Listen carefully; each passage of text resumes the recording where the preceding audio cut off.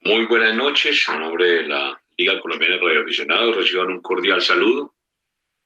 En nombre de su presidente y la Junta Directiva, la coordinación ENCO y este servidor de ustedes, HJ4 Víctor Ecolima, quien hoy con su venia vamos a disertar un poco sobre el segundo módulo de este taller sobre el plan familiar de emergencia para radioaficionados.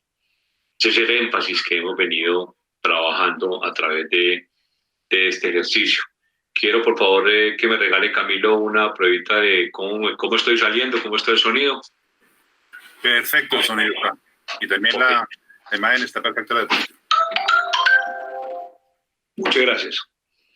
Entonces, como bien les decía, el jueves pasado estuvimos trabajando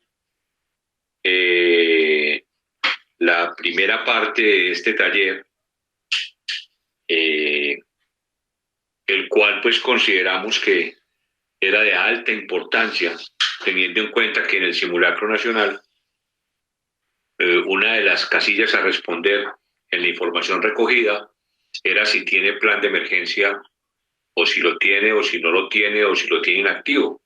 Y realmente la estadística nos dejó seriamente preocupados porque pues casi el 90% de la respuesta fue negativa. Entonces, el jueves pasado estuvimos trabajando todo el tema de mi casa, mi familia, mi estación.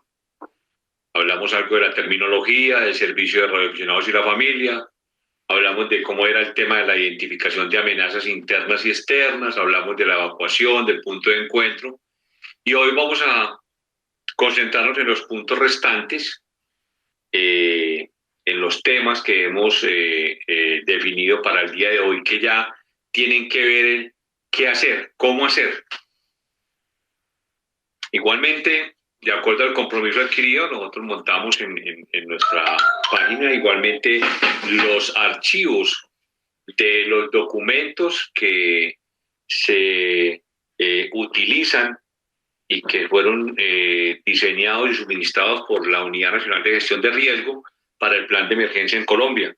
Son básicamente 3 documentos que son los que se deben de diligenciar para obtener el plan de emergencia familiar, donde ahí se resume básicamente toda la información recolectada. No debemos de arrancar esta segunda parte sin recordar una diapositiva importante que nos menciona en el manual de comunicaciones de emergencia de YARU. En uno de los apartes dice: usted no puede ayudar a otros cuando está preocupado por aquello que ama. Su familia siempre debe ser su primera prioridad. Una adecuada preparación personal y familiar permitirá tener su propia situación bajo control rápidamente y así poder estar en posición de servir a los demás. Eso es un tema que no debemos de olvidar, que me parece importante que lo tengamos siempre presente. Quiero invitarlos a que, por favor, el manual de telecomunicaciones de emergencia de YARU lo utilicen como una guía, que finalmente eso es una guía importante con una cantidad de conceptos bien interesantes, los cuales va a permitir que podamos tener una alineación conceptual en este tema y manejar un idioma mucho más común. Entramos entonces en el tema número 4. Ya habíamos trabajado 3 temas la semana pasada. Y entramos entonces con el tema de la detección. Entramos así en caliente. Y pueden ser varias posibilidades. Nosotros, quiero antes de entrar recordar que estamos hablando de la casa, del hogar, de la familia. Aquí no estamos hablando de implementaciones industriales ni de otras instalaciones. Hablamos de lo básico de la casa, del hogar, de donde vivimos, de donde está nuestra familia. Entonces hablábamos de la detección y decíamos que podemos nosotros tener implementado en nuestra casa unos variedad de sensores que a la vez permiten emitir alarmas, que son básicamente los sensores de gas. Podemos adquirir y conseguir sensores de gas tanto para gas natural como para gas propano, quien aún utiliza cilindros de gas propano. Recuerden que son dos gases totalmente diferentes. Hay un gas más liviano, el gas natural es un gas más liviano, el gas propano es un gas más pesado, de una capacidad calórica diferente. Entonces este sensor se instala cuando es de gas propano en la parte más baja del sitio donde tenemos el proceso con el gas, y si es de gas natural se instala más o menos a media altura de la pared del sitio donde igualmente tenemos el proceso de gas natural. Él sensa, detecta concentración del gas y da una alarma antes de que esa concentración sea una concentración explosiva en un gas inflamable con el aire. Entonces, es importante pensar de que pues, un porcentaje, por no decir el 100% de las familias en nuestro país, pues no usamos la energía eléctrica para cocinar, sino que utilizamos las redes de gas natural domiciliarias, y pues aún en muchas ciudades se utiliza por un porcentaje de la población los cilindros de gas propano que hace algunos pocos años fueron nuevamente reconfigurados en los diseños de sus contenedores y otros temas que permiten que esto sea más seguros que lo que teníamos anteriormente. Es importante recordar que el gas, tanto el propano como el natural, pues es un gas que no huele a nada, pero en el proceso de distribución del gas se le adhiere un producto que se llama el mercaptán, y el mercaptán es ese producto odorizante que huele a huevo podrido, a algo nauseabundo. Esa es una de las alarmas importantes. Cada que nosotros en nuestra casa tengamos un olor característico al odorizante del gas, que es el mercaptán, debemos de entrar en estado de alerta y revisar si es que se quedó un fogón abierto con el quemador apagado, si tenemos una fuga en la red, en el cilindro. Y por eso una invitación a que este sensor lo podemos adquirir en almacenes especializados pues, de grandes superficies, de accesibilidad a todas las poblaciones, y son realmente equipos de bajo costo, no son equipos de alto costo, son equipos de bajo costo, y pueden significar pues la diferencia en que tengamos una situación, ya sea por inhalación de gas, que puede conllevarnos a una depresión del sistema nervioso central y otra serie de cosas, a llevarnos hasta la muerte, como a que se constituya en un ambiente explosivo que puede detonar en un momento dado y generar una explosión pues, con graves consecuencias en nuestro hogar. En segunda instancia tenemos igualmente los sensores de humo. El humo es una condición bien compleja. Las personas en los incendios, la estadística muestra, y la NFPA así lo menciona, la National Fire Protection Association, muchos de ustedes que están trabajando en el tema asistencial lo conocen, hace más de 100 años que existe, pues define que las personas no mueren en los incendios de acuerdo a las investigaciones y estadísticas quemadas, pueden primero por inhalación de humo y posteriormente son víctimas de las llamas. El humo como tal, normalmente grandes concentraciones de monóxido de carbono permiten que se haga una mezcla supremamente peligrosa con la hemoglobina que lleva nuestra sangre como vehículo para transportar el oxígeno, que se llama la carboxihemoglobina, se convierte en eso. Y esta carboxihemoglobina lo que hace es retener, por tener más afinidad con el oxígeno, y no permite que este alimento tan importante para las células que conforman los tejidos, pues sean alimentadas, y posteriormente entonces se va a presentar una disminución y una falla en los sistemas vitales y que van a conllevar a la muerte. Entonces los sistemas de detección de humo que hablo para, como lo decía al inicio de este segundo módulo, pues hablo para las casas, ¿no? Es muy posible que muchos de ustedes vivan en unidades residenciales donde ya por la norma NSR 10, pues hayan sensores de humo en algunas zonas comunes o no sé si en algunos interiores de privados de apartamentos. Pero lo que estoy recomendando en este momento es un sensor de humo que trabaja con una pila de 9 voltios que perfectamente puede durar aproximadamente unos 600 días. Eso es lo que se ha venido estilando y en el análisis que se ha hecho, porque básicamente la pila lo que mantiene funcionando es el piloto y una pequeña transmisión de energía que es la que se interrumpe con el humo y hace que el sensor se active y emita un sonido supremamente agudo de alta audibilidad. Este sensor de humo debe de instalarse en las zonas de circulación de la casa. ¿Por qué? Porque normalmente en el día pues él va a sonar y fácilmente tenemos una posibilidad de visualizar, ¿cierto? De visualizar la condición de humo. En la noche no, entonces no es bueno que él esté dentro de las habitaciones, sino que esté fuera de las habitaciones para que si hay humo en alguna parte, pues inmediatamente todos en la casa puedan sentir y ser alertados a pesar del sueño por un sensor de humo, varios sensores de humo que se instalarían en la sala, en el pasillo de los cuartos, en fin, fuera del estudio, que permitan que fácilmente pueda detectar el movimiento de humo a través de cualquier lugar de la casa y generar una alarma inmediata que puede conllevar o al control inmediato de esa fuente inicial de humo o a la evacuación del inmueble, porque ya el humo nos permite pues permanecer por muchas razones, ¿no? Porque no hay visibilidad, porque hay irritación de la mucosa, porque hay irritación de los ojos, porque, bueno, por muchas razones que no nos va a permitir. Para eso tendríamos que tener unos equipos de respiración autónoma y una serie de cosas que son los que utilizan los bomberos para tal finalidad. Camilo, nuevamente una prueba. ¿Me están escuchando? Perfecto. Sí, perfecto. Bueno, Camilo, yo te pido que por cada determinado tiempo me hagas una señita de que estamos sintonizados. Listo.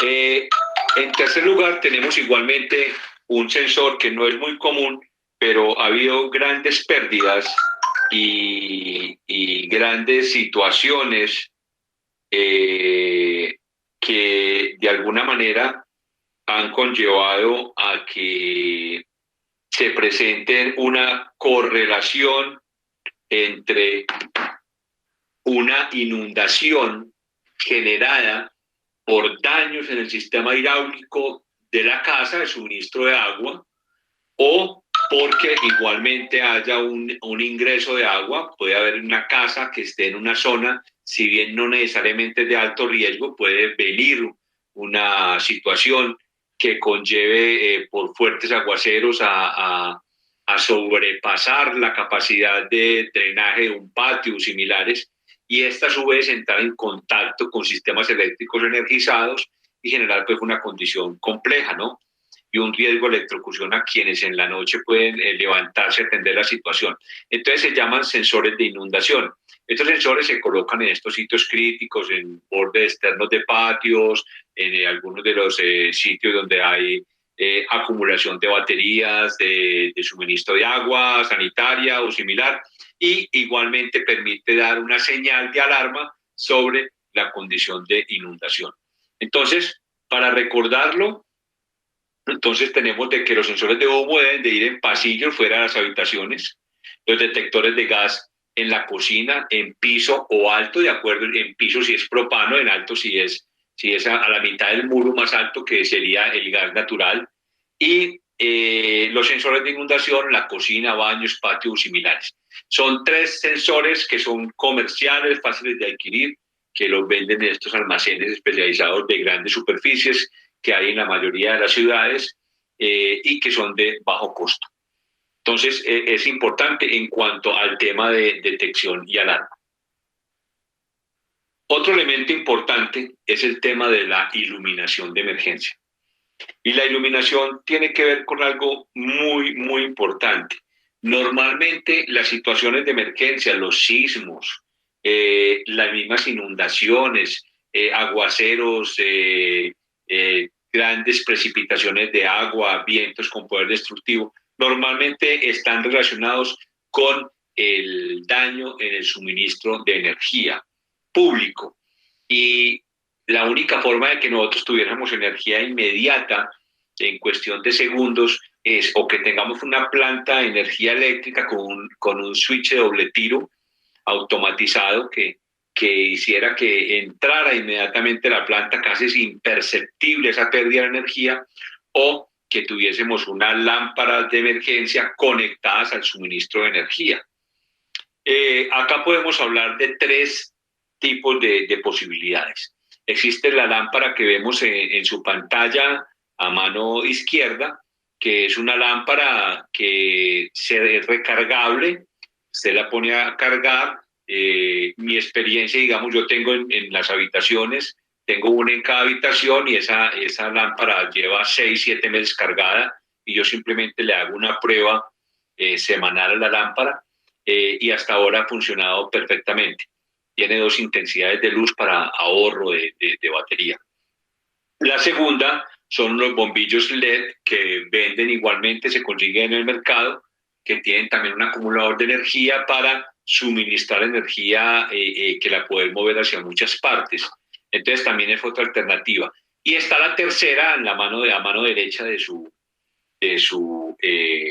pantalla, que es lo que conocemos como las famosas lámparas de emergencia duales o Mickey Mouse, que ahora vienen de muchas formas, muy livianas, muy estéticas, no es como anteriormente que venían unos cajones metálicos muy grandes, que además son de costo muy accesible a las personas, y estas serían enchufladas, conectadas a la red de energía de 110 de la casa. En el momento en que la lámpara percibe que no hay energía, ella automáticamente va a encender y tiene una batería que te va a dar una iluminación permanente por unas 3, 4 horas. Acuérdense que aquí no estamos hablando de un requerimiento para un área comercial o industrial. Si vamos a hablar de la norma, pues digamos en la NCR 98 o en la NCR 10, pues ya se habla de la duración mínima que deben tener las baterías de unas lámparas de estas, que son pues ya una batería sellada.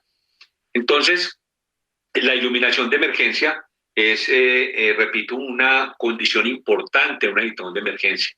Permite poder tener una penumbra que fácilmente permite identificar obstáculos, condiciones, presencia de humo, de muchas otras situaciones, fisuras posteriores a un sismo, afectaciones de la estructura, me da movilidad, toda una serie de cosas. Entonces, digamos que estas tres posibilidades las encontramos en el mercado fácil de conseguir, como insisto, a bajos precios, no son precios que sean descomunales o difíciles de acceder, y que son de gran importancia para complementar toda aquella implementación física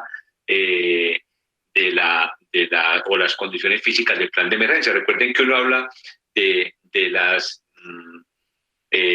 condiciones del equipo, ¿no es cierto? O sea, yo hablo de mi casa y hablo de aquellas condiciones físicas que tiene mi casa frente al plan de emergencia. Entonces yo puedo hablar de que, digamos, en la casa, pues hemos venido implementando paulatinamente una serie de cosas. Esa serie de cosas que hemos venido mencionando hasta ahora se convierten entonces en una suma de elementos o de condiciones físicas implementadas que van a ayudar a generarme alertas tempranas, me van a ayudar a tener luminosidad para desplazamiento, me van a ayudar a minimizar y a mitigar esa vulnerabilidad que puedo tener frente al riesgo en el tema del gas, en el tema de muchas otras situaciones, de la lluvia, de los incendios. Entonces, la iluminación entra a jugar un papel importantísimo, y ustedes pueden encontrar muchas cosas sobre iluminación en la norma del Reglamento Técnico Eléctrico Nacional en Colombia, pueden encontrar en la NSR 10, en la norma de sismoresistencia 10, en la 98. Bueno, en muchos elementos en Colombia es mencionada esta norma y este requerimiento de iluminación de emergencia. Vuelvo, insisto, hablamos de ellos ahora refiriéndonos pues a nuestro hogar, a nuestra casa.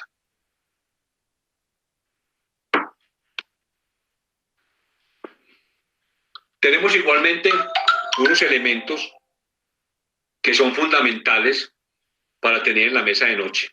Así los hemos hablado y se ha venido hablando en Occidente sobre este tema. Gracias, Camilo.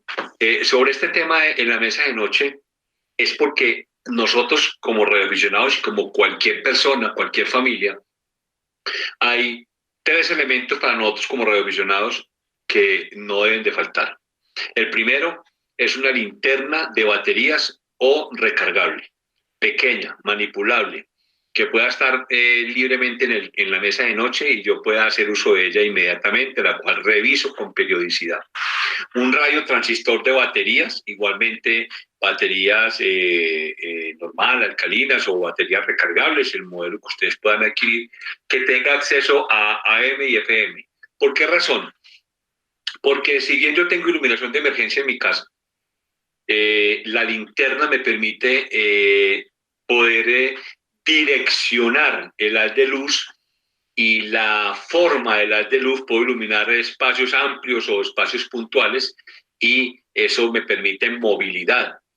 El radiotransistor me permite sintonizar las diferentes bandas M o FM en las cuales voy a escuchar reportes de suma importancia. Puede ser que en un sismo a las 2 de la mañana usted no vea sino oscuridad a su alrededor cuando sube por una ventana.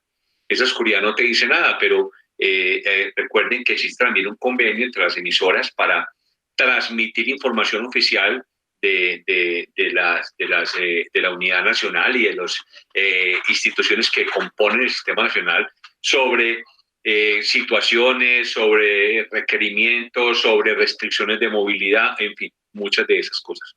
Y nosotros como radioaficionados, pues no deberá faltarnos en la mesa de noche un handy con las frecuencias locales y de enlace nacional, ojalá sea un dual bundle, que podamos tener ahí dos bandas en las cuales pues podamos tener debidamente programado, ojalá fuera también un handy de frecuencia corrida, donde también tengamos a primera mano la frecuencia reina en el tema de emergencia, la 143.520, la frecuencia local de su área donde usted reside y si tiene la posibilidad de acceder a un enlace nacional, recuerde que en emergencia pues será totalmente libre el acceso para reportar, no para preguntar qué pasa allí o allá, sino para reportar su estado, su condición o algún requerimiento que pueda tener. Entonces, en la mesa de noche es fundamental, nosotros como radioaficionados en el plan de emergencia, tener estos tres elementos. Esa es la recomendación que hacemos.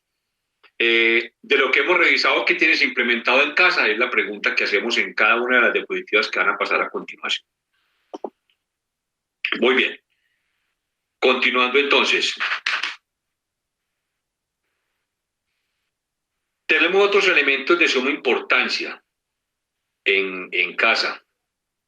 El extintor portátil es un elemento que no debe de faltar en la casa.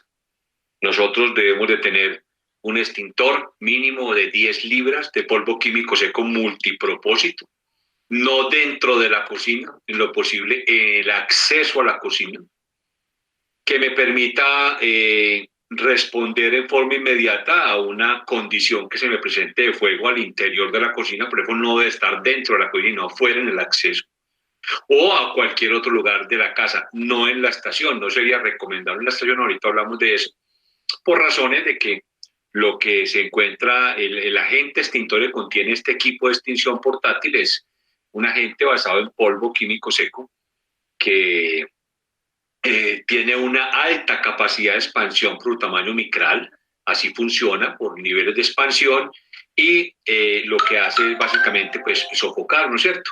O inhibir la reacción en cadena del fuego, pero a su vez todo ese polvillo puede acceder a muchos equipos y a muchos elementos de alta sensibilidad con el potencial de generar corrosión y la necesidad de hacer una limpieza profunda de todos estos equipos. Entonces, digamos que hablamos ahora propiamente de todos los sitios de la casa, pero no estamos hablando de la estación. Ahorita más adelante vamos a hablar solo sobre la estación.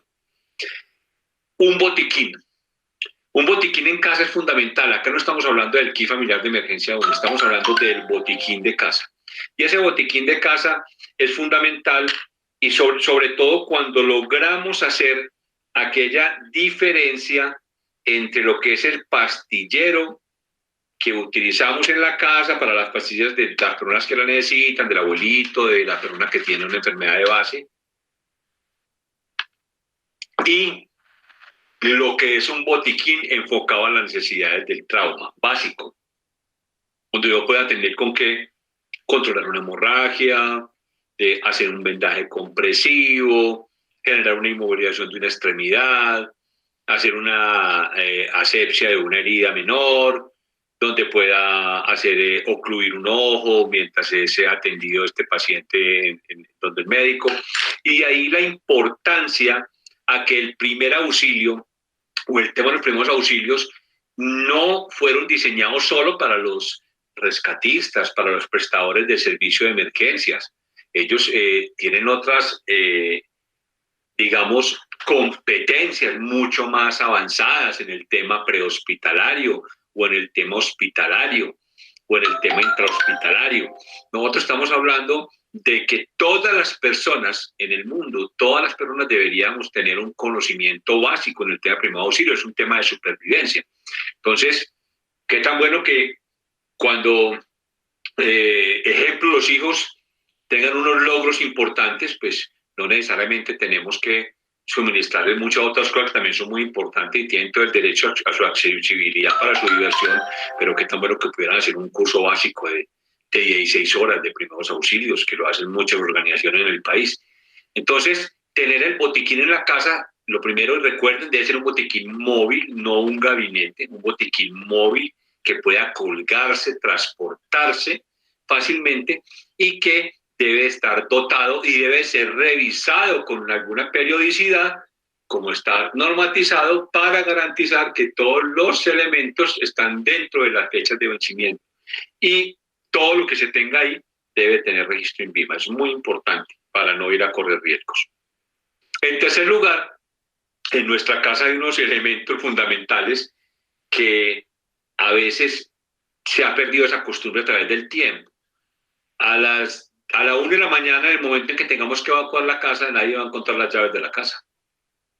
Entonces, debe haber un lugar que todos conozcamos donde están las llaves de la casa y cerraduras importantes. Puede que tengamos cerraduras que son importantes para no sé qué. Hay casas que tienen puerta, tienen reja metálica y tienen que bajar del edificio y abrir una reja externa. Entonces, la idea es que las llaves de la casa se encuentren en un lugar definido, conocido por todos, para poder, y las llaves claramente identificadas para poder hacer uso y apertura con ellas de las correspondientes puertas que puedan ser necesarias en el momento de tener que evacuar la casa en horas de la noche. Entonces miren cómo todo esto que hemos venido hablando se une uno con el otro, es una cadena. Yo necesito la iluminación de emergencia, necesito tener iluminación obligatoriamente porque entonces no voy a encontrar las llaves, así sea que están ubicadas en el mismo sitio. Toda una cantidad de cosas que son fundamentales en este tema. Entonces volvemos a preguntar lo mismo, de lo que hemos revisado, ¿qué tienes implementado en casa? Esa es la reflexión que queremos ir dejando entonces. Tenemos también otros elementos y sistemas muy importantes en nuestra casa que no podemos en el plan de emergencia dejarlos a un lado. Tienen que ver con los sistemas de seccionamiento. Y básicamente nosotros tenemos 3 sistemas que tienen complejidad para asociarse con eventos naturales o antrópicos, explosiones o similares que puedan afectar nuestra vivienda, nuestra casa, nuestro hogar. La primera es la válvula seccionadora principal de agua. ¿Dónde está esa válvula ubicada? ¿Qué tiene de complejidad para acceder a ella? Hay gabinetes que se abren con llaves hexágonas que usan los servicios de mantenimiento de los edificios. No las tenemos a la mano. Entonces, ¿cómo vamos a cerrar nosotros esa válvula? Entonces, es importante revisar qué posibilidades tengo yo de acceder a la válvula seccionadora principal de agua de mi hogar para poder controlar en un momento dado una fuga, una ruptura de una tubería que puede generarme.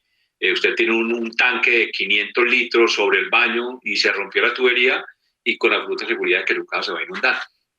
Entonces necesitamos ese tipo de conocimiento, de ubicación y de ser capaz de hacer la manipulación correcta de esa válvula. Recuerde que mientras que la válvula esté en la dirección de la tubería está abierta, cuando una válvula de cierre céntrico, como la que aparece ahí en la fotografía, está opuesta a la dirección de la tubería, quiere decir que está cerrada. En segundo lugar, son las válvulas seccionadoras del gas. Las válvulas seccionadoras de gas por instalación, normalmente tenemos una principal en el edificio, los que viven en el edificio, una fuera de su apartamento y otra dentro de la cocina o cerca a donde están los sistemas de quemadores.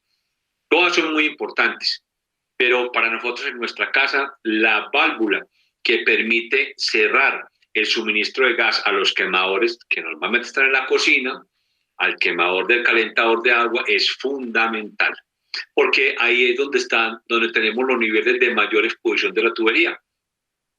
No quiere decir esto que el gas por red o el gas que se ha instalado en su casa o en su edificio no sea importante, pero recuerden en Armero, perdón, en el eje cafetero, se estaban haciendo los pilotos de instalación de la red por gas y habían ya más de 100 kilómetros y no se presentó falla, de acuerdo al reporte que se suministró en ese momento, sobre esa red de gas subterránea, o sea, que está enterrada. Igualmente, tener esa válvula identificada, no obstruida en la cocina donde normalmente se encuentra, lo mismo que la del quemador, es de vital importancia para poder acceder a ella permanentemente. Y es muy recomendable cuando la casa no esté siendo utilizada o en horas de la noche, hacer el cierre de esa válvula para evitar que ante una situación que se presente no vaya a haber una ruptura de la alimentación de gas al quemador y vamos a tener un escape de gas que podría ser en la noche supremamente complejo. En tercer lugar, tenemos la caja de interruptores eléctricos. La caja de interruptores eléctricos por norma eléctrica colombiana es de obligación tenerla en cualquier vivienda, en cualquier residencia. Esa caja permite que los diferentes circuitos, iluminación, electrodomésticos, no sé, en fin, toda esa red eléctrica de tu casa está dividida en circuitos y cada uno de ellos va, digamos, pasa o está pegado a un interruptor diferente o un breaker, como lo llaman, que finalmente tiene dos funciones importantes. Una es que tú puedes apagar ese circuito y dejar sin suministro de energía, digamos, una zona de la casa o el sistema de iluminación o no sé, en fin. Y dos, que ese sistema o ese breaker o ese switch también viene calibrado para que se dispare automáticamente en el momento de recibir una sobrecarga. Entonces, eso permite también proteger los elementos, los electrodomésticos o los demás equipos que estén siendo conectados al suministro de energía de la red domiciliaria. Entonces, debemos de tener claridad dónde están ubicados esa caja de esos interruptores. Debe estar cada uno marcado donde indique qué alimenta y no debe de tener ningún espacio la caja abierto. ¿Por qué? Porque si hay algún espacio abierto que no tenga interruptor y yo en la noche vaya a meter la mano y donde mi mano entre por un dedo entre por un orificio y toque la regleta trasera donde entra la energía a la casa, voy a tener un contacto eléctrico accidental, de electrocución. Entonces, por eso es importante que ese tablero esté completamente protegido, completamente lleno, no hay orificios que entren al tablero, sino que yo pueda operar simplemente esos interruptores domiciliarios de mi hogar para, en razón de cortar algún sistema para que se haga alguna reparación o en caso de incendio, en caso de emergencia o en caso de cortocircuito, poder yo mismo disparar, apagar, seccionar la energía o para que ellos igualmente se disparen automáticamente. Entonces, la ubicación de estos sistemas debe estar clara para todos los miembros de la familia. Todos deben saber para qué es, cómo es. Entonces, como hay una obligatoriedad del mantenimiento de las redes de gas, pues cuando el técnico llega presente, todas las consultas y las preguntas necesarias sobre este tema.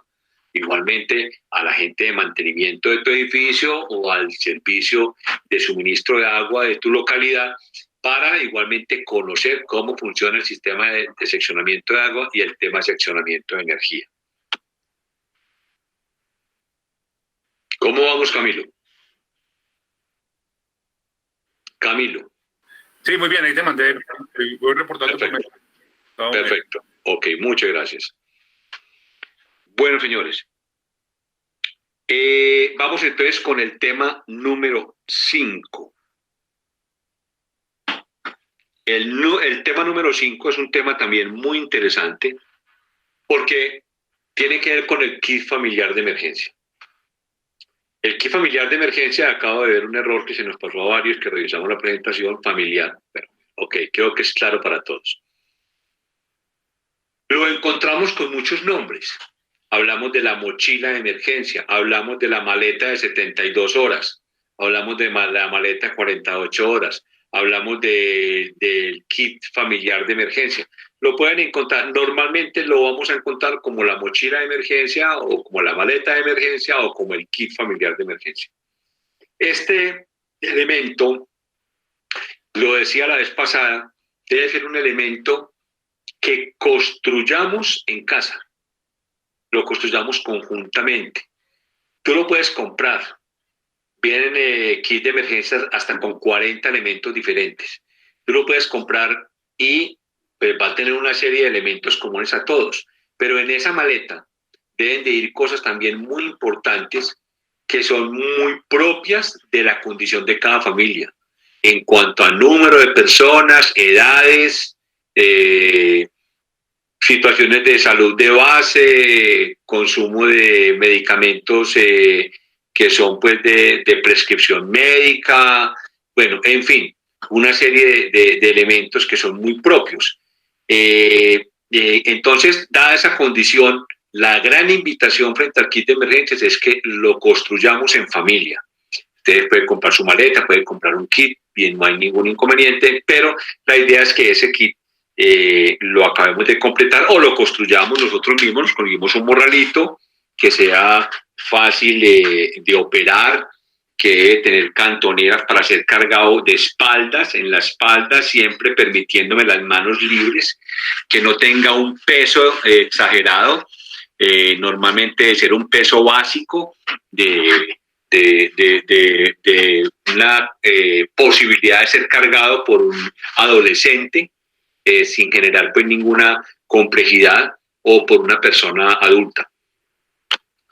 Este kit familiar de emergencias tiene un contenido sugerido. Yo voy a hablar de algunos elementos, vuelvo e insisto, esto está abierto para que cada uno en su familia, y sé que lo van a hacer, discutan ampliamente sobre este tema.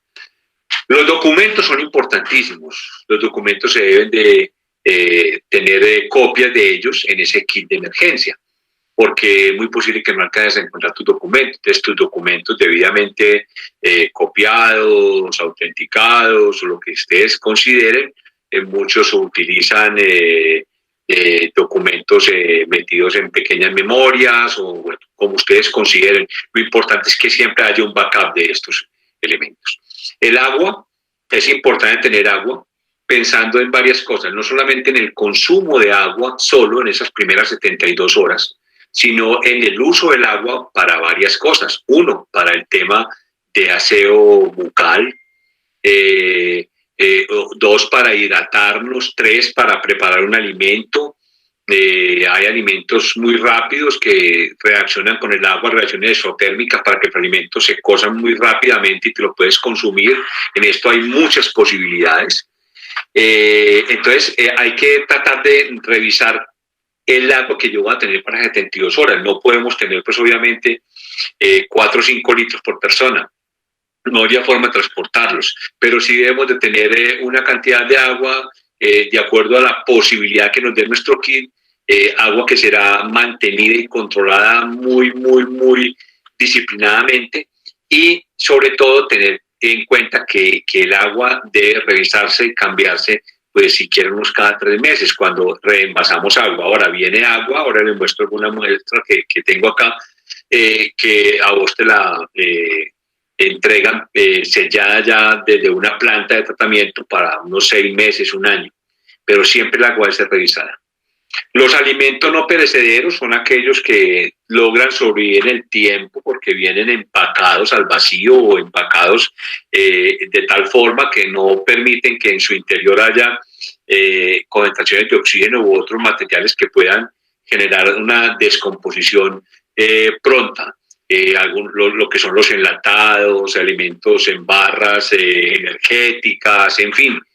Habrían muchas posibilidades, aquí podría quedarme toda la noche hablando de ellos, pero todos ustedes los conocen, elementos no perecederos, sobre todo no hablamos del volumen de alimentos, sino de la capacidad energética de esos elementos. Recuerde que usted está en la calle o está en su casa o en una condición crítica después de un sismo y usted está moviéndose, está con un nivel alto de estrés, de tensión, con nivel de agotamiento. Entonces es muy importante que usted cuando va a comprar un rendimiento, comprarme tantos atunes, venga, ¿cuántos somos y qué vamos a tener? Entonces, es decir, yo voy a tener tantas barras energéticas que se van a consumir así, voy a tener esta comida para esto, esto para esto, o es que tengo un bebé, entonces, ¿cómo vamos a hacer con el bebé que no te va a comer otras cosas?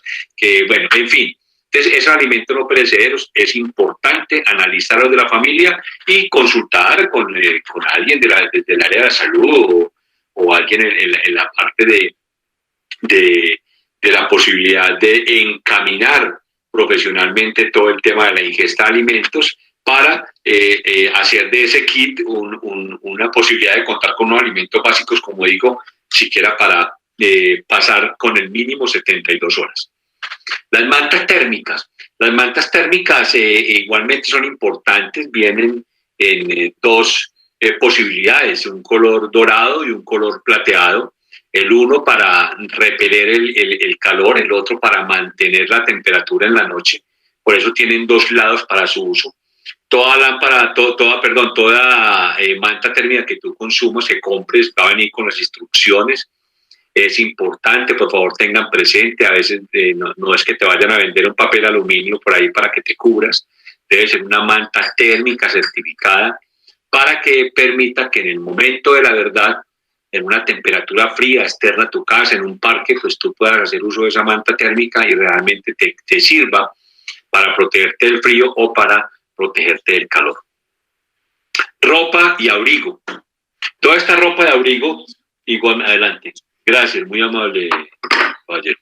La ropa de abrigo es importante en el sentido de que cada uno debe de evaluar el lugar geográfico donde vive. Todos los ciudadanos en el país vivimos a diferentes niveles frente al tema, al nivel medio del mar.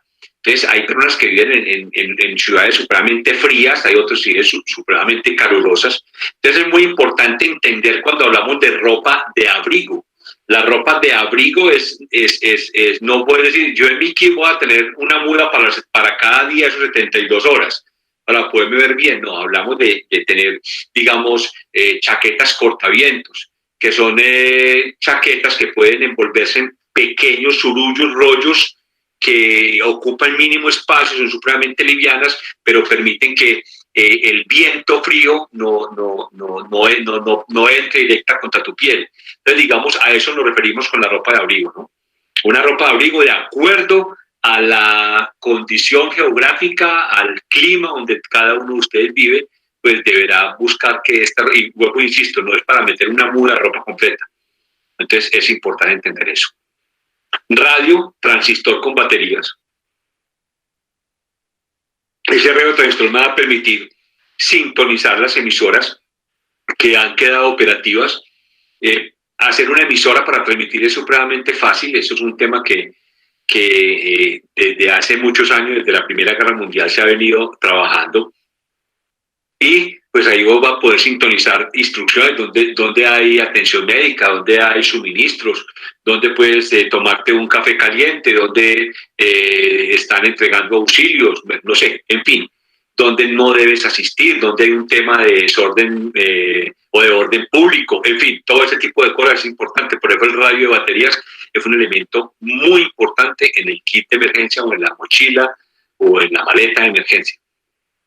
Un plástico 2x2, ojalá no sea un plástico tampoco muy grueso, un calibre mediano, que permita que tú puedes hacer con eso un pequeño bivac, que te va a permitir protegerte de la lluvia, pero igualmente tenga piso, protegerte de la lluvia, protegerte del sol durante esos días. Una cuerda de bajo calibre, si quieres unos 6 metros de muy bajo calibre, que permita adherir ese plástico a alguna parte para poder tenderlo como un techo, como un resguardo, un encendedor que permita tener fuego en la forma más rápida posible para encender algo en la noche, con el cuidado que eso debe de realizarse.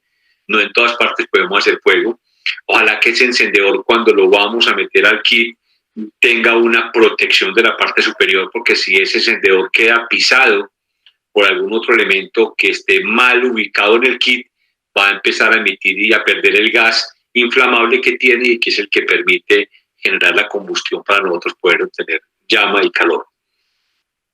Los útiles de aseo los adquirimos siempre pequeños, cepillos pequeños, plegables, pequeñas cremas dentales, jabones pequeños, todos los elementos que nosotros podamos tener ahí como kit de aseo, desodorante, puedes echar un sobre en crema, cosas que no generen mucha ocupación de espacio, pero que igualmente sean efectivas para poder hacer uso de en el momento de la crisis, en el momento en que estamos pues sin energía, sin suministro de agua, con la casa afectada o sin poder ocuparla porque no se ha hecho una evaluación de la estructura de parte de los organismos que corresponden.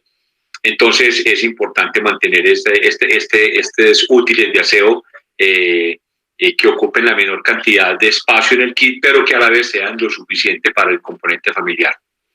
El botiquín de primeros auxilios.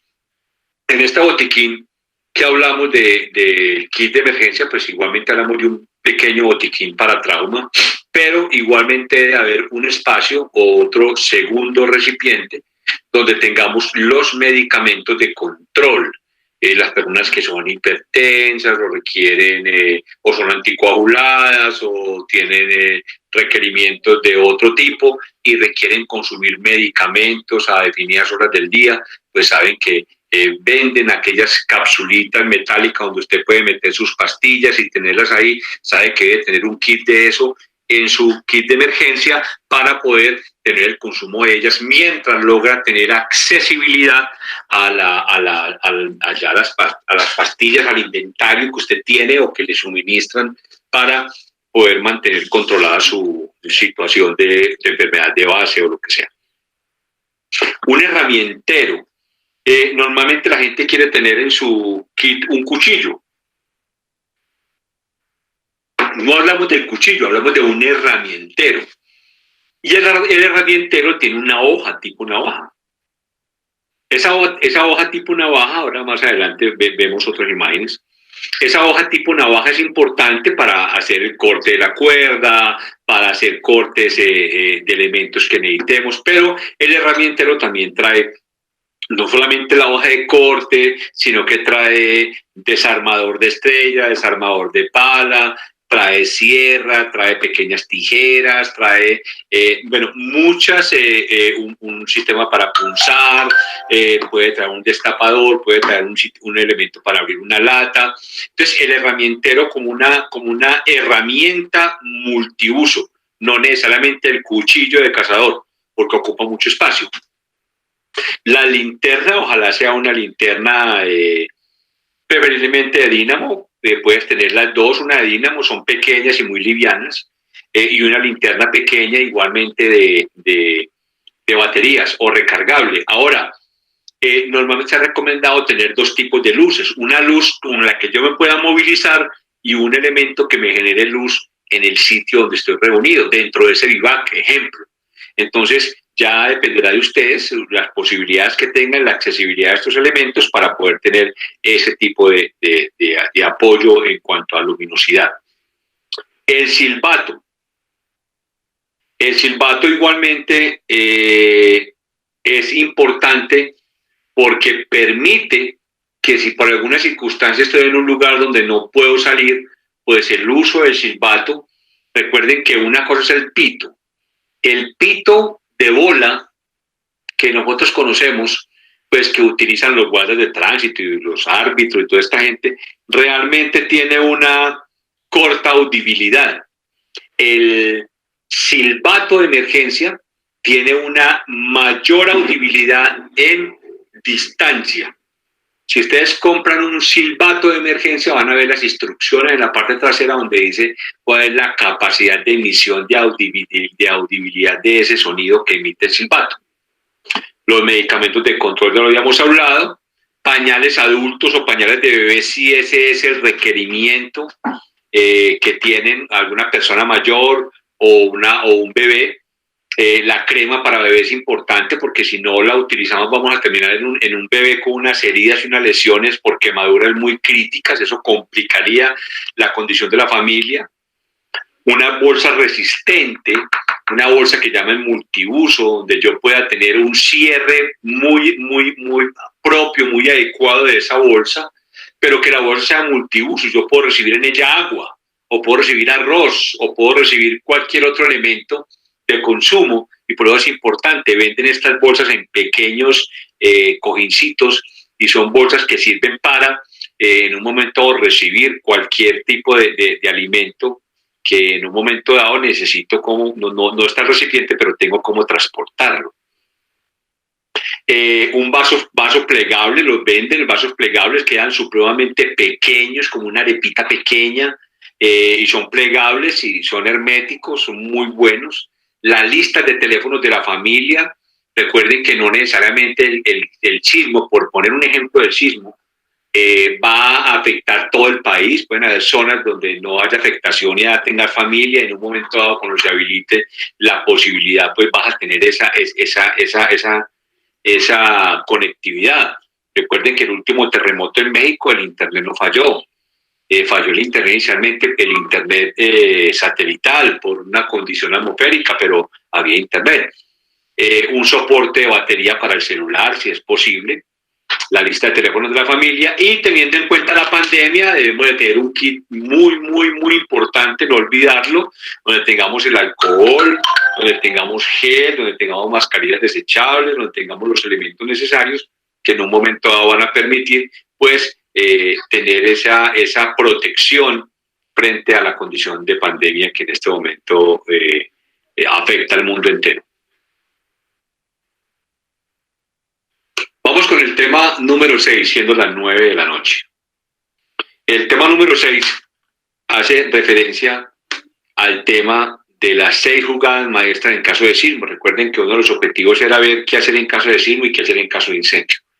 Vamos a hacer un resumen muy rápido porque es un tema largo, tiene mucha tela para cortar y sobre todo se presta para muchas discusiones que no es el fin darlas acá. Cada uno tomará lo que de esta información considere le sirva para implementar su plan de emergencia y podrá consultarlo con sus compañeros, con los organismos especializados, en fin. Las 6 jugadas maestras es una metodología muy importante, ya tiene muchos años, y que habla de 6 situaciones o de 6 acciones o de 6 jugadas, por eso habla de un dominó, que se deben de realizar en el momento de un sismo. Yo he hablado de la 4ª jugada y he colocado la mochila de emergencia porque me parece importante colocar la fotografía para que quede muy fija en nuestra mente.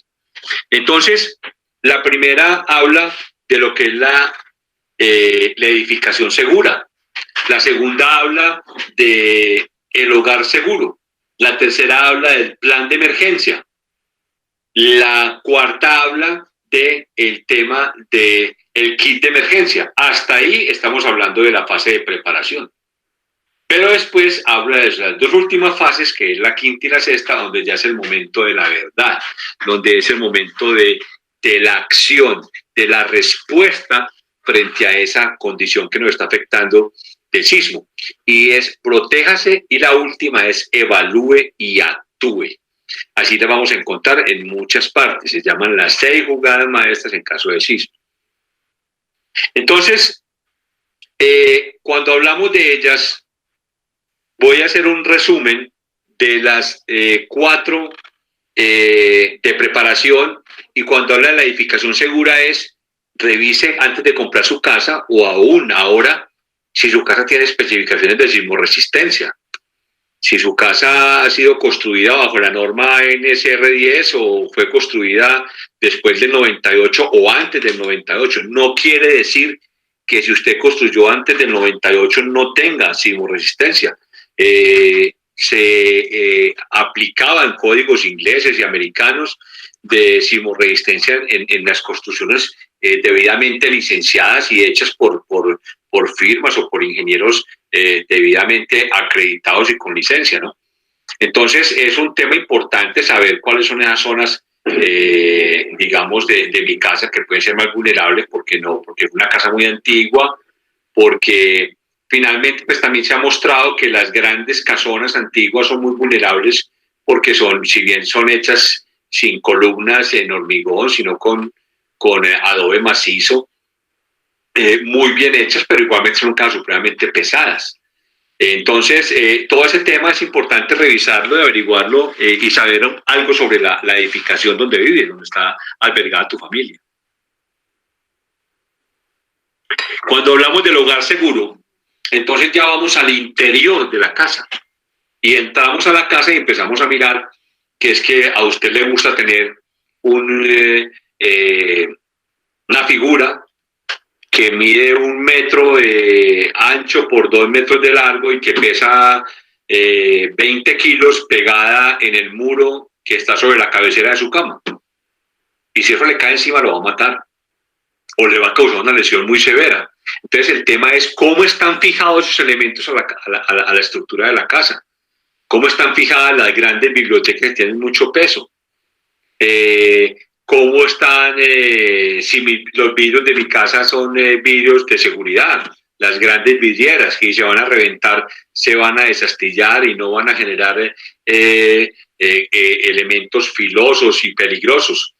Entonces, cuando hablamos del hogar seguro, hablamos de cómo está mi casa en su interior, ¿cierto? Ya vimos cómo está la estructura, ahora cómo está lo que tengo allá, cómo interactúo con esa estructura, con todo lo que yo introduzco a mi casa. Posteriormente, la tercera jugada es el plan de emergencia, lo que estamos hablando precisamente en estas dos reuniones que hemos tenido, y queremos tener un plan de emergencia. Acuérdense que decíamos que el plan de emergencia es qué, quién, cómo, cuándo y dónde. Ahí lo podemos resumir. Entonces, ¿cuáles son esos roles que hemos definido? ¿Para qué es el plan? ¿Cómo vamos a responder? ¿Cómo nos hemos debidamente preparado para esa situación? La cuarta, hablamos del tema de la mochila de emergencia. Y cuando hablamos del tema de la mochila de emergencia, precisamente estamos hablando de tener una implementación de un kit que permita movilizarse con nosotros, sea porque podamos permanecer en casa, como porque tengamos que movilizarnos de casa, y nos va a acompañar siempre un recurso, donde ese recurso nos va a hacer mucho más fácil esas primeras 72 horas después de una situación de desastre. Y posteriormente hablamos de las dos últimas jugadas, que son ya aquellas respuestas, ¿no es cierto? Entonces, dice que lo primero en la fase del durante el sismo es protéjase. ¿Y de qué nos protegemos?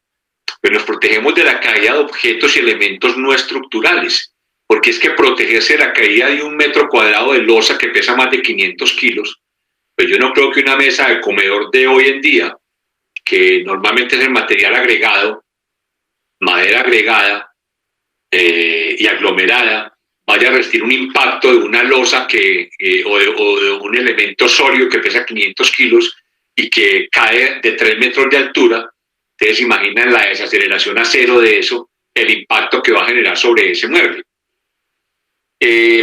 También es importante revisar entonces que cuando yo hablo de que pueden existir colapsos estructurales de mi vivienda o de mi edificio, los cuales se diversifican de acuerdo al movimiento, de acuerdo a la misma estructura, puede quedar placas sobrepuestas, y ahí hablar de la posibilidad de encontrar personas con vida en espacios vitales es muy complicado.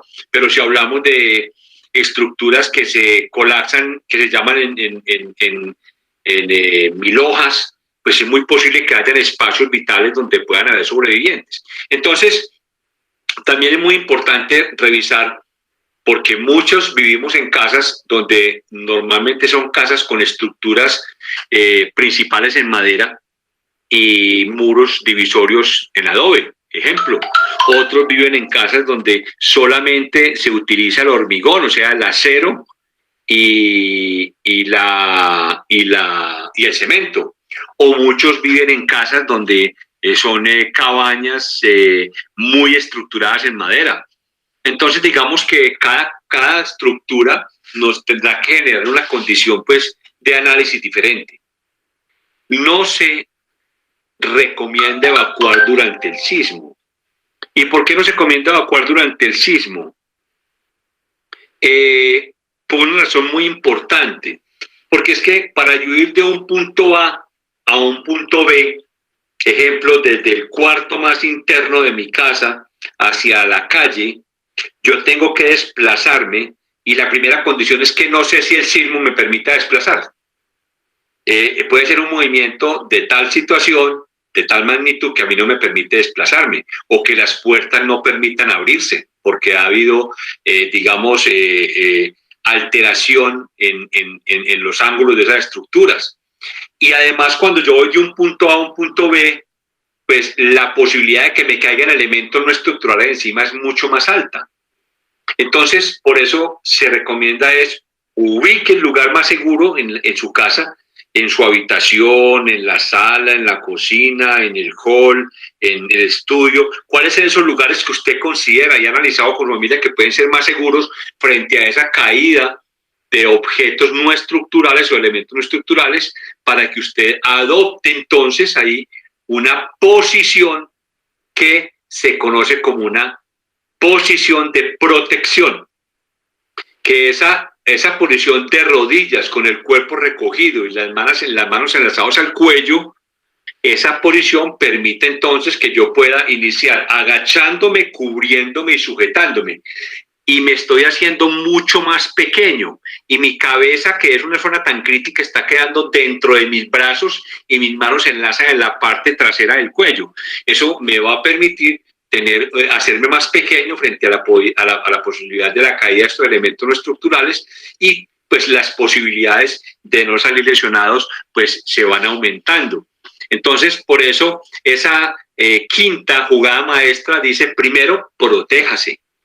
Y el resumen es: agáchese, cúbrase y sujétese. Y después de que termina el sismo, viene la sexta fase, no menos importante que la anterior, pero consecuencia de la anterior, y es evalúe y actúe. Lo primero es verificar cuál es su estado de salud. ¿Estoy herido? ¿Estoy atrapado? ¿En qué condiciones estoy? Estoy en condiciones aptas, no estoy lesionado, estoy asustado, pero no estoy lesionado. Entonces, puedo asistir a los demás integrantes de la familia, puedo prestarles asistencia, debo de distribuir funciones de acuerdo al plan de emergencia y poner en marcha el protocolo de asistencia en caso de sismo. Por eso ya lo tenemos en el plan de emergencia, ya lo hemos discutido. Vamos a evaluar las condiciones de riesgo inmediatas desde la casa. Hombre, hay fuego, hay humo, las puertas abren, hay fuga de gas, hay energía eléctrica. Yo debo de evaluar eso para tomar acciones. Si hay fuga de gas, cierren las llaves. Hay un cortocircuito, corte el fluido eléctrico. Hay humo, entonces evacúe inmediatamente. Hay un fuego pequeño, pues proceda a extinguirlo. Entonces, ese evalúe y actúe nos permite mejorar esas condiciones desde el punto de vista de la estabilización de las personas y de las condiciones que son efectos colaterales al sismo que están afectando en ese momento a nuestro hogar. Esté atento a las réplicas del sismo. Si usted considera después del sismo que hay un riesgo en su casa, hay una fisura o algo que usted, así no lo entienda, le dé una impresión, una sensación de vulnerabilidad, evacúe su casa y vaya al punto de encuentro acordado. Eso es muy importante. Acordado, lo que usted ya definió, que normalmente definir un alterno, porque puede que el otro esté lleno o esté afectado. Y atienda las instrucciones de las autoridades y los organismos de socorro. Esta instrucción no tiene que ser necesariamente verbal, que llegue los bomberos a su casa, porque usted es una persona muy querida, le van a decir, vea señora, haga esto, no, pero pueden haber transmisiones a través de las emisoras de radio, donde se den instrucciones de no movilidad, de cualquier otra situación, que usted debe atender juiciosamente con el fin de no complicar la situación que ya originalmente se ha presentado. Ramiro, ¿cómo vamos con el audio? Perfecto. Ok. ¿Qué hacer en caso de incendio? Esto también hace parte de esta promesa que habíamos hecho de hablar un poco sobre este tema. Recuerden que estamos hablando sobre el tema del hogar. Aquí no estamos disertando sobre el tema de incendio industrial ni nada de esas cosas. Estamos hablando sobre unos elementos muy importantes que es, y yo diría que el más importante, que es nuestro hogar. Donde está la familia, lo que más amamos, nuestro patrimonio por lo que trabajamos. Lo primero es, no pierda la serenidad. Normalmente una situación de incendio desencadena en los seres humanos, yo le había contado la vez pasada, ese artículo científico de NFPA, donde habla del comportamiento humano frente a los incendios, ¿no? Trate de no perder la serenidad. Notifique al servicio de bomberos. Indíqueles de una manera clara la dirección de la vivienda. Eso es muy importante. Y si usted está solo, haga eso antes de hacer uso de un extintor portátil.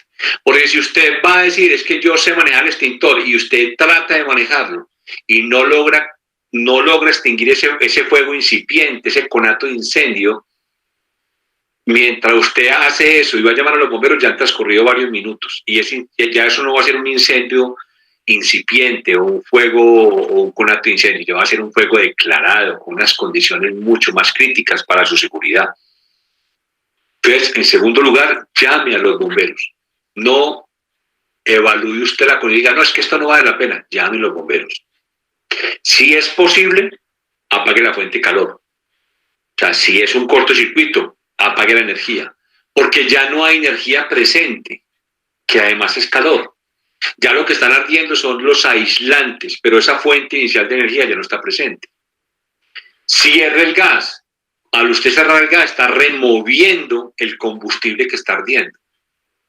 Y aquí hay unos temas importantes que en otro día podremos de pronto tratarlos, y es que si usted tiene un cilindro de gas, una cosa es que ese cilindro esté incendiado por la válvula principal, porque usted lo que tiene es un fuego controlado, le está quemando el producto, la llama no va a ingresar al cilindro, no hay condiciones para hacerlo.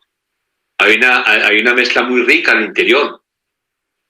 Pero si hay un incendio que está calentando el recipiente, cada 160 grados se duplica la presión interna sobre un cilindro a presión. O sea que usted está enfrentando cara a cara una amenaza de explosión de un cilindro que va a ser supremamente crítico. No solamente para usted en su vida, sino para la destrucción de su vivienda. Entonces, por eso es importante ir entendiendo un poco, traer estos temas a colación, leer, preguntar, discutir en familia, para ir entendiendo un poco cada una de estas partes. Solo intente apagar el fuego si este es pequeño, si este es incipiente, y no corre riesgo su vida. Nunca vaya a usted tratar de apagar un fuego pequeño, primero si no sabe, y segundo, si usted tiene alguna duda en que su vida va a correr peligro. Es un tema muy importante. Y colóquese entre el incendio y la salida más próxima utilizando un extintor. Nunca permita que esa situación bloquee su vida salida. Si esa situación va a bloquear su vida salida, primero salga y no se concentre en extinguir el incendio. Su vida es lo más importante. Si considera que no puede apagarlo, aléguese de la zona inmediatamente y busque un lugar resguardado y seguro. Eso es muy importante. No se exponga. La condición, la velocidad de la combustión de los materiales tiene que entenderse, tiene que conocerse. Hay muchos fenómenos que suceden con el fuego que usted no se alcanza a imaginar cuando usted de cerca no los conoce. Y usted, un incendio lo puede cerrar usted fácilmente, el mismo diseño de su casa, la ventilación de su casa, el producto que está ardiendo y sobre todo, cuando hablamos del material que arde, es porque la emisión de gases es más crítica que la misma llama. Usted puede encontrar emisiones de gases mucho más livianos que se van a la parte superior, pero también muchos más pesados que están en la parte baja o intermedia, y usted los va a inhalar, los va a respirar. Y si hace fuerza para no respirar, los va igualmente a través de su piel. O sea, son muchas condiciones de riesgo, de peligro en una condición de incendio.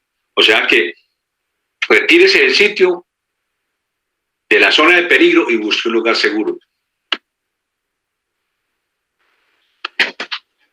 Por eso hemos insistido a través de estos comentarios, como venido haciendo en el plan familiar de emergencia, que el humo en un incendio es la condición tal vez más peligrosa. Puede hacernos perder el conocimiento y dejarnos atrapados dentro del fuego. Mire, eso que hablábamos ahora, digamos, de la carboxiemoglobina, no es que usted en isofacto se va a morir, o cualquier otra intoxicación paulatina por inhalación de humo. Usted primero va a sentirse mareado, va a ir perdiendo fuerzas, va a tener la visión borrosa hasta que usted ya no tiene forma de movilizarse. Y ahí es cuando usted expresa esa condición y posteriormente su cuerpo expresa las llamas. Entonces, recuerden, por eso se denomina el humo asesino silencioso. Nunca intente apagar un incendio producido por un líquido inflamable o grasa con agua, ya que eso logrará encenderlo. Hay cientos de videos que presentan en los chats, en internet, donde le dicen a usted, nunca le agregue agua a una recipiente que se haya incendiado sobre su fogón. Primero, porque hay un choque térmico violento, porque hay una salpicadura violenta. Lo que usted debe hacer es tapar el recipiente y cerrar el paso de la llama al quemador para que se baje la temperatura. Es más, usar un extintor en la cocina sobre un recipiente con aceite ardiendo, si usted no lo sabe hacer, puede ser sumamente peligroso, porque usted puede hacer una descarga y esa descarga ir en la dirección y el ángulo equivocado y hacer que todo ese producto incandescente salte sobre usted y sufrir quemaduras muy críticas. Entonces, tenga cuidado en ese tema. Acuérdese que hay temas inmensos, muy importantes, videos, consejos, recomendaciones sobre la seguridad en la cocina, que es un sitio de alta criticidad si no le damos un manejo adecuado. Si puede, retire los líquidos combustibles que se encuentren cerca y en su camino hacia la salida. Normalmente eso no pasa, pero yo sí quiero hacer aquí un llamado de atención bien importante. Usted en su casa puede tener decenas de productos limpiadores. Yo lo invito a que se tome el tiempo de revisar qué producto está llevando a su casa.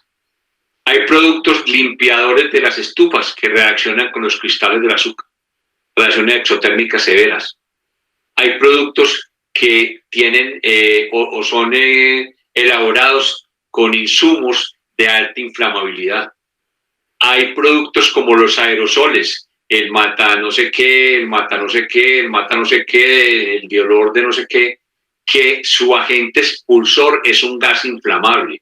Entonces, cuando un spray se calienta, él inmediatamente bota por alguna parte, porque es un cilindro que está soldado abajo y arriba en una lámina muy delgada, lo mismo que por un lado, él se abre por la presión interna que se genera y es propulsado como una bola de fuego a otro lugar. O sea que él puede sacar, vos lo tenés en un sitio, él se incendia y salta esa bola en llamas a otro lugar. Por eso donde hay tiendas donde se exhiben spray, aerosoles, o donde se almacenan dentro de una jaula, para que si hay la combustión, la liberación violenta de energía, ellos se mantengan contenidos y no generen incendios en otras partes a su alrededor. Entonces, muy importante, ¿qué productos tenemos en nuestras casas? ¿Qué productos?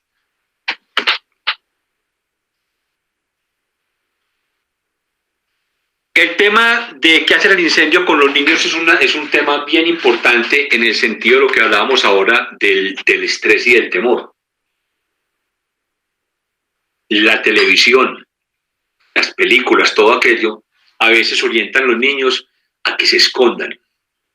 Y si tú sales corriendo, sacando tu familia y el niño más chiquito, que no puede caminar, que está en la cuna, se te olvida que tiene 5 años, que lo que hizo fue esconderse bajo la cama. Entonces, ojo con eso. Siempre estamos todos. ¿Dónde está este? ¿Dónde está aquel? ¿Dónde está aquel? Las personas mayores, preparados para salir. ¿Cómo hacer ese ejercicio? Por eso los sistemas de detección temprana son fundamentales. Nos dan más tiempo para responder en forma adecuada. Y recuerden, si su vivienda se encuentra en un edificio, no utilice el ascensor. Ellos mismos se bloquean en caso de incendio, por eso es más seguro usar las escaleras. ¿Por qué se bloquean? Primero que todo, se pueden llenar de gases sobrecalentados. Recuerden que hay un fenómeno que se llama transmisión de calor por convección. O sea que los gases sobrecalentados suben por todos los ductos verticales de los edificios. El ducto del chute de basura se llama el efecto chute. Por los buitrones eléctricos, hidráulicos, por el mismo foso de los ascensores. Por eso todos estos buitrones ahora, después de la norma NSR10, todos traen lo que llaman el fire stop o sellantes para que tengan resistencia hasta por 3 horas y no pase el humo, los gases sobrecalentados de un piso a otro. Y lo mismo es que el ascensor puede fundir su sistema de llamado y al fundirse, pues, en el piso donde está el incendio, usted toma el ascensor y el ascensor para exactamente donde está el incendio. ¿Qué hay afuera del ascensor? Hay un incendio declarado donde lo que escasea es el oxígeno. ¿Qué pasa cuando usted abre el ascensor? El ascensor va lleno de aire y oxígeno y es como si le dispararan con un lanzallamas. O sea, muchas cosas y muchos fenómenos de eso que tienen nombres técnicos que no vamos a hablar ahora para no confundir la familia y porque lo que queremos es que entendamos esos elementos básicos para que nuestro plan funcione. Si el humo es muy denso, tírese al suelo. Ojo con esta condición. Eso lo van a encontrar en muchas recomendaciones. Pero recuerden, tirarse al suelo y salga arrastrándose para inhalar lo menos posible. Sí, es verdad. Pero porque se supone que el humo más denso está arriba. Pero hay gases como el sulfuro de hidrógeno, como el sulfuro de cianuro, que los encontramos en muchos elementos con los cuales se hace la parte arquitectónica de nuestra casa, que se descomponen en gases más pesados que el aire. Los podemos encontrar en el piso o muy bajos y los vamos a inhalar. Por eso lo mejor es tomar la decisión inmediata al momento de la alarma de evacuar y no quedarnos a encarar una amenaza de humo en la cual no vamos a tener posibilidades de salir bien si nosotros no tenemos el conocimiento adecuado. Entonces, por eso es importante, tápese la nariz con un pañuelo humedecido, eso es claro, el servirá de alguna manera filtrará algo mientras usted termine de salir. Pero si usted está en un edificio y la alarma suena, no espere a coger el teléfono a preguntar a la portería, oiga, amigo, ¿por qué fueron la alarma? Porque sonó la alarma porque sí, y si sonó la alarma porque hubo una falla en la alarma, pero usted ya evacuó, hizo su ejercicio. No espere verificar eso. Si se encuentra un edificio y el fuego ha tapado la única salida posible, hombre, tomes la decisión de buscar un sitio de refugio. Trate de tapar y bloquear el acceso del humo, trate de hacer uso del teléfono, trate de hacer señales, trate de que sea identificado en el lugar donde usted está para que sea rescatado desde el exterior, pero no se arroje.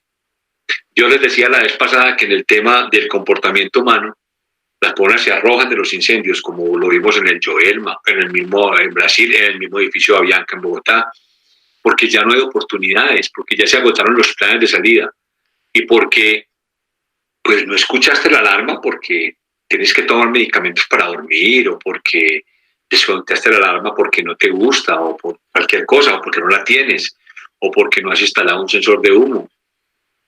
No sé, pero igualmente hay tiempo para buscar otras posibilidades que debemos de agotar. En fin, señores, acá terminamos el elemento 6. Vamos para el elemento 7 o el tema número 7, esperando que el tema de sismos y el tema de qué hacer en caso de sismo de incendio haya sido claro. Tratamos de utilizar un lenguaje muy liviano, de accesibilidad para todos lo puedan entender. De esto pueden leer e investigar. Hay temas mucho más profundos para tratar sobre este tema, pero cosas que en el tiempo que tenemos no podemos tratar. Aquí entramos al tema número 7, que es la estación de radio. En la margen derecha de su diapositiva ven una estación de radio totalmente quemada. Las estaciones de radio se queman por muchas razones. Por eso, lo mejor no es necesariamente buscar las razones, porque ya lo han investigado los investigadores de incendios y otros.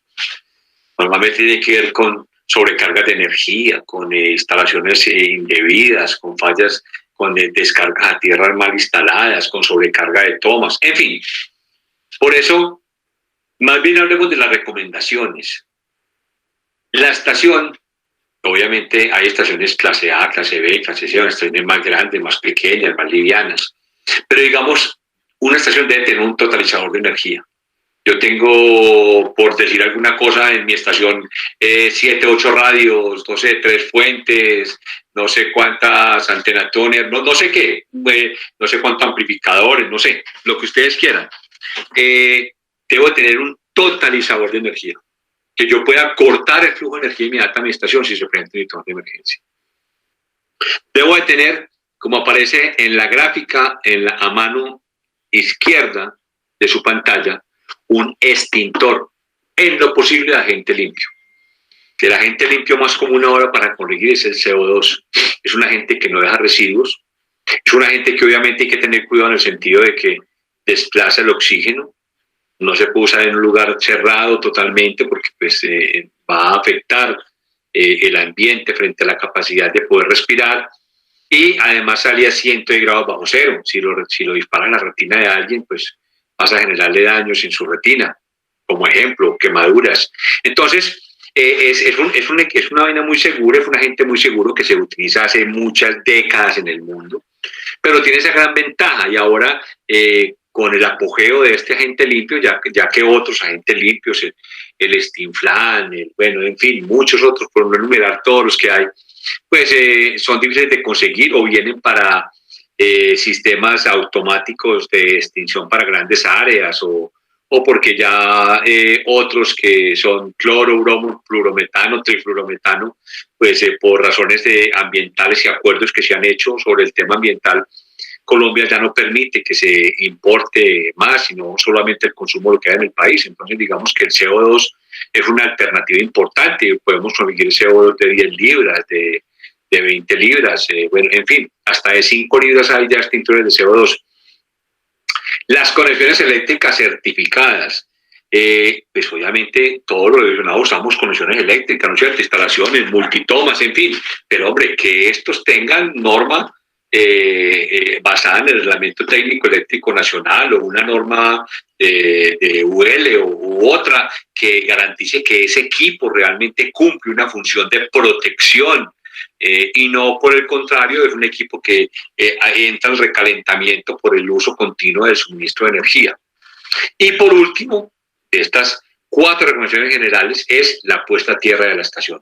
Es muy importante recordar esto porque finalmente cada una de estas situaciones nos lleva a generar unos problemas. Ustedes ven esta estación que, si ustedes la observan, el acabado es en madera, tanto el cielo como las paredes son en madera, el escritorio es en madera, la cortina es una cortina en tela de hilo, el escritorio es de madera, los radios traen metal, pero también traen plástico y traen muchos otros elementos, los computadores. Entonces, la invitación es a que analicen que en una estación de radio normalmente encontramos altas cargas combustibles. Entonces, bienvenido esta implementación, que son implementaciones básicas, sencillas, moderadas, al alcance de todos, valen con seguridad mucho menos que un radio y nos ayudan a tener una estación segura, porque no solamente hablamos de la protección de los equipos, acuérdense que hablamos de la protección de su hogar, de su familia. Su pasión por la radio no puede tener una estación que vulnere la seguridad de su familia,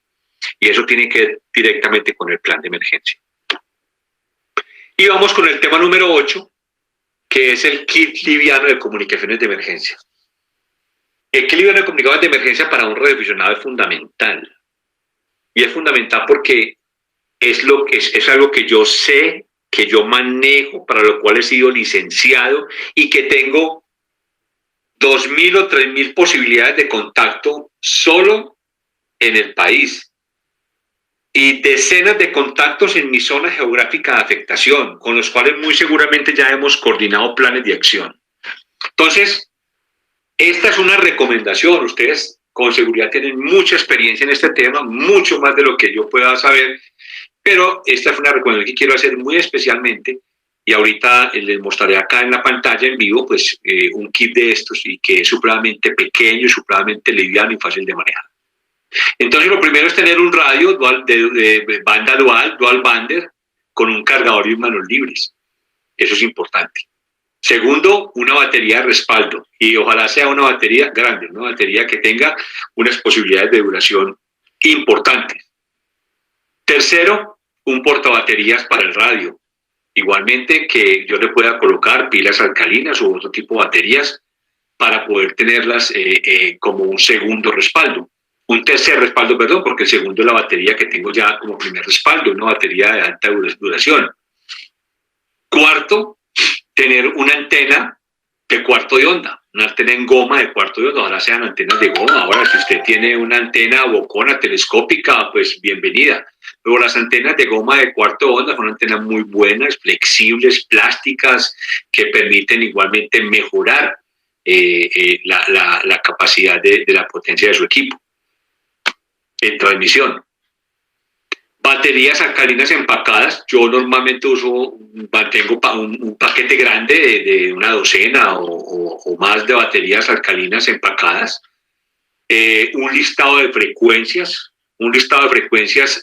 locales, las frecuencias en directo que tengo con accesibilidad cercana, las frecuencias con repetidor que tengo en mi área de influencia, y las frecuencias de enlace nacional.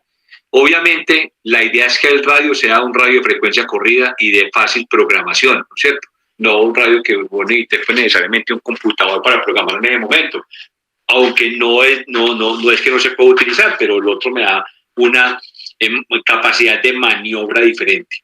Un silbato, igualmente, este silbato sí está bien escrito, un silbato y una linterna de dínamo.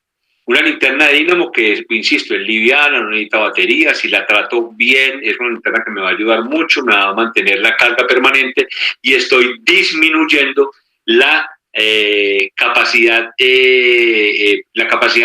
el peso que me permite tener una capacidad de transportar, guardar o cargar este kit de comunicaciones liviano.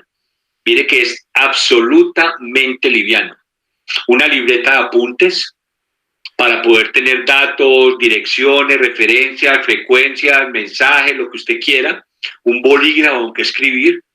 Una navaja multiusos, o sea, un herramientero, y una brújula magnética. Sobre todo, todo depende de donde usted esté.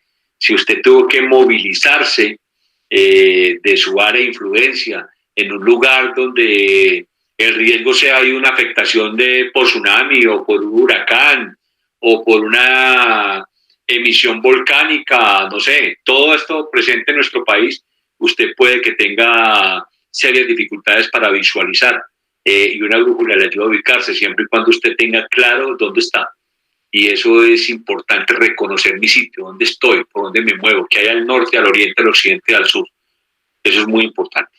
Entonces, digamos que este kit es un kit que vale la pena que ustedes, que estoy seguro que tienen casi todo para hacerlo, y lo puedan, digamos, mantener.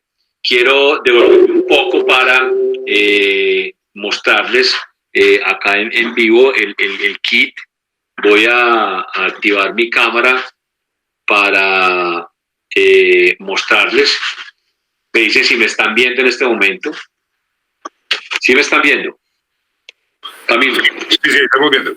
Bueno, entonces digamos, este es mi kit liviano de emergencia en comunicaciones. Miren el tamaño. Es una pequeña maletica, totalmente pequeña, con un cierre.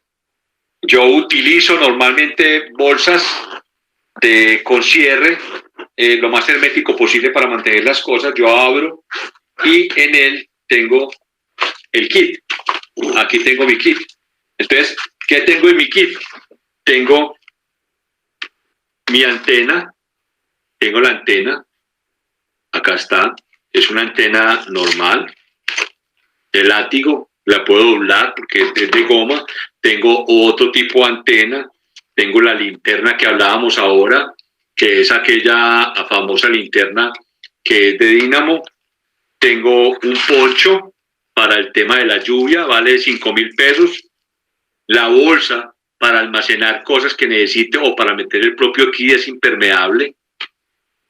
Tengo el vasito, un vasito que utilizo para tomar agua o algo, que se pone pequeñito. Tengo en otra bolsita los elementos que hablábamos ahora. Tengo una navajita multiuso pegada a un silbato que tiene un termómetro. Tengo una brújula y tengo una señal de posicionamiento para, en un momento dado, tener una señal que permita pues, mostrar mi posición. Todo en bolsitas de estas pues, que uno necesite. Igualmente mantengo conectores que me permiten modificar el conector para poder poner una antena diferente o una antena aérea. Son pequeños detalles que no son costosos. Una pequeña lámina, o si necesito tener mayor superficie, otro tipo de antena, un silbato. Acá tengo el micrófono para el radio, un micrófono, un conector para un encendedor de un vehículo, puede ser que tenga esa posibilidad en un momento. El tema de manos libres, otra serie de conectores que son importantes para la necesidad de adaptación. Tengo el cargador del radio, el bolígrafo, tengo el radio como tal en otra bolsita de esta bag. Tengo el radio. No necesariamente estoy hablando de marcas, el radio que ustedes a bien consideren. Sistema de un cable de programación, pues por si alguna cosa, pero igualmente se puede hablar manualmente. Tengo la pila, una pila de respaldo grande para el radio. Las baterías, otra antena pequeña, la libreta para hacer las anotaciones. En fin, quería mostrarles pues como rápidamente que sí puedo tener un kit para este tipo de situaciones de comunicación liviano. Ese kit no pesa más de 2,5 kilos. Eso es totalmente liviano. En este momento se me escapa el peso que tiene. Y hablamos también de la maleta de emergencia. Esto es un kit de emergencia. Es un kit de emergencia donde yo puedo, aquí está mi hijo que me acompaña, no se deja ver, pero por acá está asistiéndome. Es un kit que yo abro, lo abro en esta forma y tengo en la parte superior, tengo bolsillo donde tengo, digamos, el bolsillo para el agua, donde tengo para la parte de aseo, donde tengo el herramientero, donde tengo, digamos, para este caso tengo velas, tengo ponchos, tengo radio transistor, tengo otro herramientero, tengo cuerda, una cuerda para hacer amarre, un amarre, como les decía ahora, el tema del plástico, que es importante en ese momento dado. Tengo los elementos de bioseguridad teniendo en cuenta el tema de la pandemia. Tengo un tema de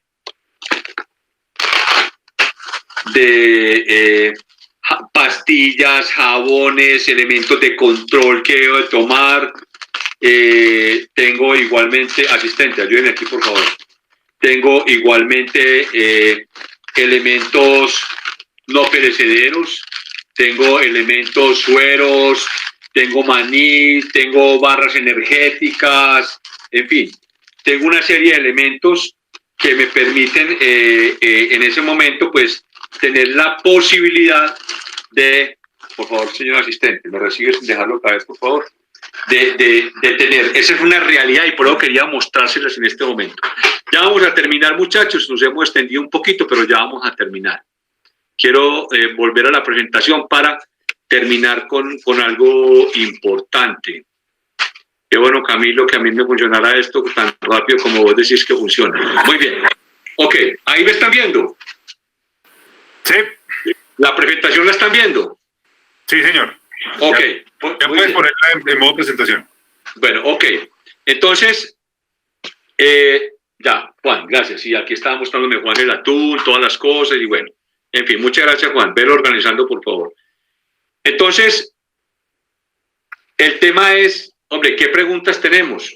Si alguien tiene alguna pregunta, sé que faltan 18 minutos para las 10 de la noche. Si alguien tiene alguna pregunta, como dijimos la vez pasada, si alguien quiere escribirnos, están todos los canales de la liga abiertos para que nos escriban y si tenemos la respuesta, con mucho gusto la emitiremos y si no, buscaremos quien la tenga para poder tratar de satisfacer esa necesidad y esa inquietud que ustedes tienen frente a este tema que es tan importante para todos. Los radioaficionados que han asistido a estas dos amablemente a escucharnos con esa amabilidad que los caracteriza, con esas ganas de hacer cosas, nos han escuchado, les tenemos una propuesta y es que nos hagan llegar a más tardar el 11, el próximo viernes de diciembre. Jaime ahora les indicará a través de qué medio montarán esa fotografía. Nos mandan una fotografía con la familia. Y en esa fotografía se debe de ver, o nos deben demostrar, señalar en esa fotografía el kit de emergencia familiar, los documentos del plan diligenciados, que ya los montamos también, ustedes ya los tienen de tener, los pueden bajar, son 3 documentos sencillos, elementables, como nos decía Faber de la Unidad Nacional de Gestión del Riesgo de Desastres, son los elementos que permiten registrar las acciones del plan. Y el plano a mano alzada de su casa. Si ustedes nos muestran una fotografía donde la familia reunida, como debe de ser, construyendo el plan de emergencia, dejaremos llegar un certificado digital de reconocimiento a la familia por la implementación de su plan de emergencia. No es el que está en pantalla, es para que ustedes me entiendan qué es lo que queremos. Pero esa es la idea, ya nuestros voluntarios en la parte de diseño lo definirán, pero y ya con el logo del Sistema Nacional de Gestión de Riesgo de Desastres y con el logo de la Liga Colombiana de Revisionados, del certificado de reconocimiento a Hotel Juliet 4, Victoria Colima y familia, porque esto es un trabajo de familia. Yo no sé si hay preguntas, si hay, bien, estoy atento y si no, no queda sino darles por mi parte, como HJ4B, como coordinador ENCON de la Liga Colombiana de Radioaficionados, mis más sinceros agradecimientos por tomar el tiempo de escucharnos, de escucharme y de darse ese regalo tan importante que es el plan de emergencia para todos.